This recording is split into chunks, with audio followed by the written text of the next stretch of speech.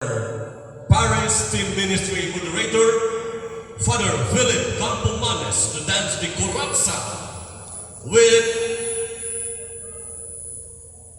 Ma'am Lilian Atrihenio from the family of the Hermana, but Ma'am Lilian will be represented by Ma'am Jean Brin in this Corazza dance. Palakpakan natin, Miss Jean Brin and Father Philip Campomanes.